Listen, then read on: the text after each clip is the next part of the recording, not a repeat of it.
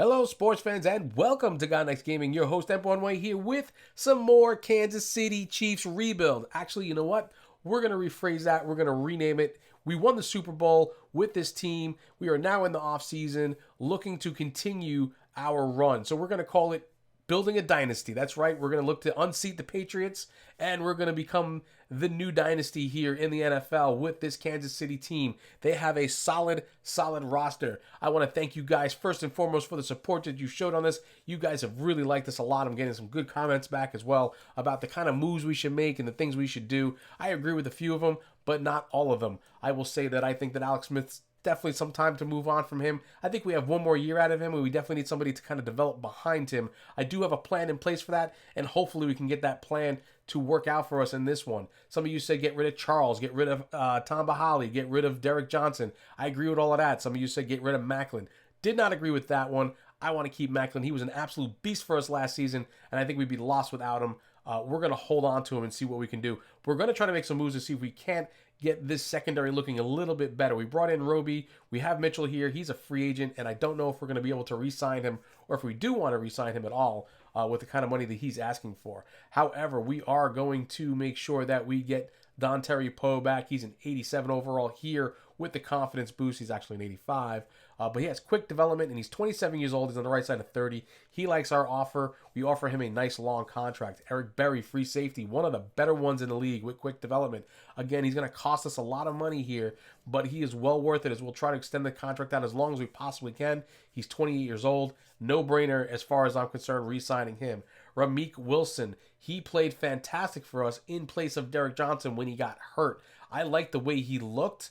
I'm going to keep him. He's going to accept our offer. He'll be our new starting middle linebacker. Nile Davis has all the tools and the speed numbers to kind of make it work. He has slow development, but I like his numbers as a backup back for us because we're going to make some moves and we're going to kind of need him and lean on him going forward. Daniel Sorensen, we took a look at this guy, and I'm keeping him for one reason and one reason only. He's a strong safety. He's 27. I like his numbers. I like the way he can fit in. He's going to be a backup for us right now, but we're going to make it work. There's Jeremy Macklin's numbers as we took a quick look at that. Like I said, not a guy I want to give up. Jamal Charles is 30 years old now, and the numbers are starting to show that. Spencer Ware was a beast for us behind him, getting 11 touchdowns during the season. We're going to move him up to make him our number one. Alex Smith, yes, we definitely need a successor to him to keep this dynasty going. He's 33 years old.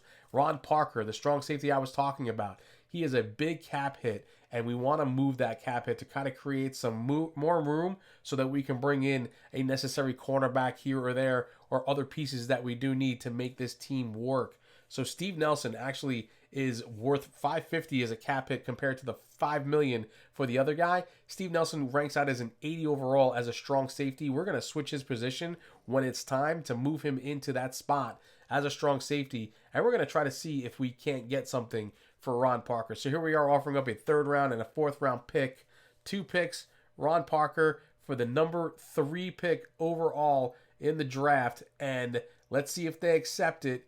And they do. So we get the number 3 pick in the first round, and we keep our own first round pick as well. So now we have 2 first round picks. Let's see what else we can do here. Tom Bahali. He's not going to be worth much. He's older, doesn't have much of a cap hit, but he's also like 33 or 34 years old. We're going to ask for a third round pick. They're not quite liking that, so we're going to have to sweeten the deal a little bit here somehow.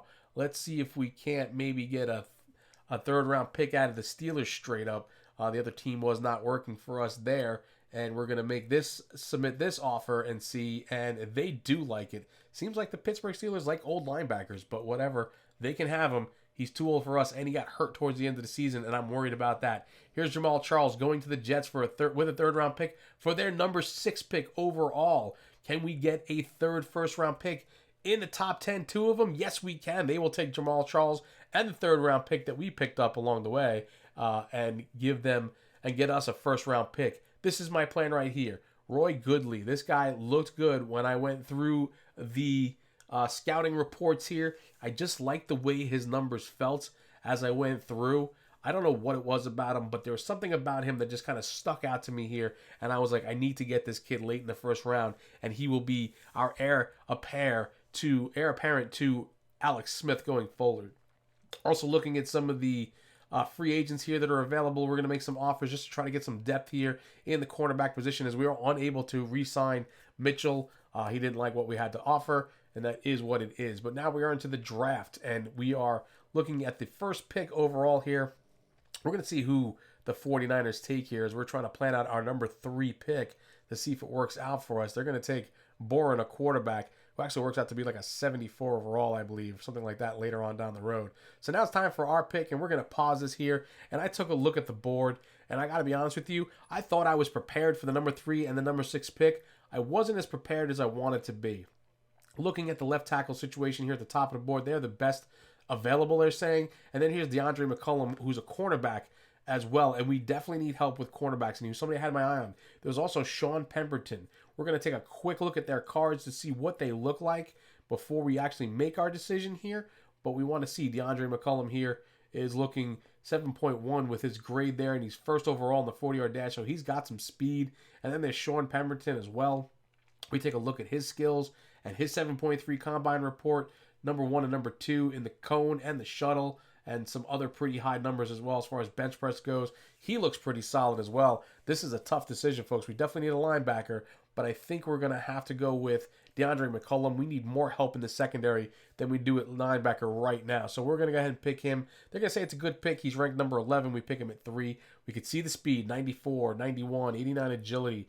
He's got pretty good man and zone coverage numbers, along with the press number. We just got to get that play recognition up over an 80, and he will be a solid player, a 78 overall. We'll take that. I'm not going to shake a stick at a 78 overall in the first round. Would have been better if he was an 80, but we'll take it at 78, and we'll just try to develop him the best we can. So we'll move over to our 6th pick, and you see Pemberton went in number 5 to the Colts, and we're going to see what we can get here with number 6.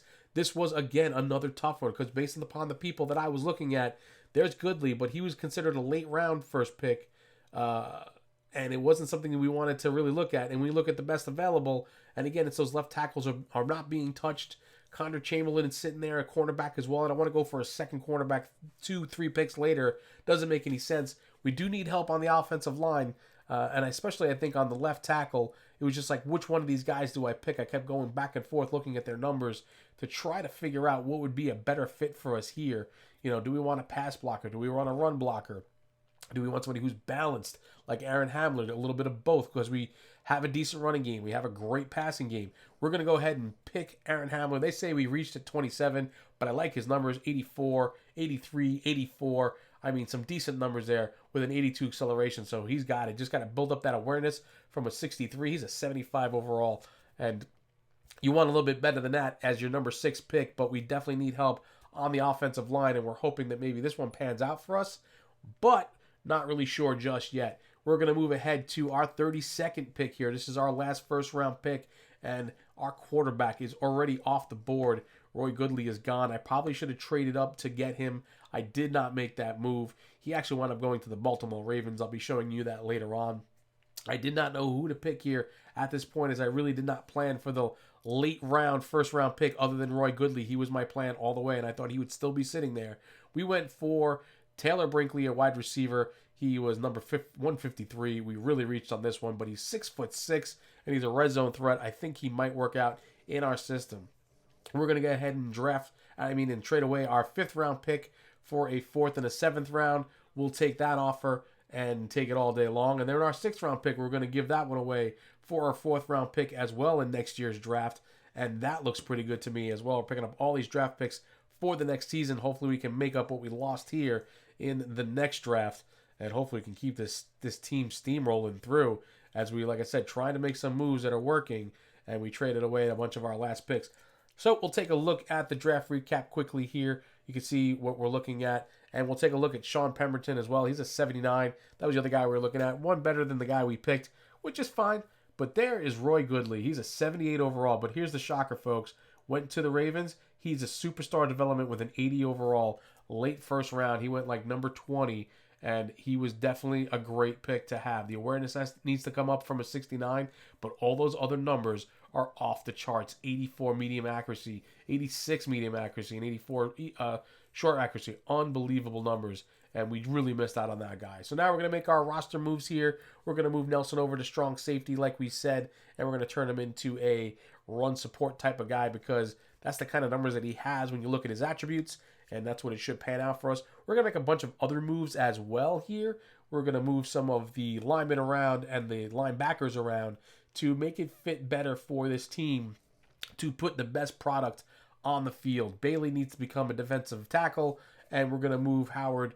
Not we're going to move Howard. We're going to move Pearson, one of the rookie linebackers that we picked up, and we're going to move him into the defensive end spot. So Bailey moves over. He's an 81 overall as a defensive tackle. Yeah, that's an absolute upgrade over the 67 that was there currently. And we're going to move around Ford and Houston. We think Houston will play better on the other side.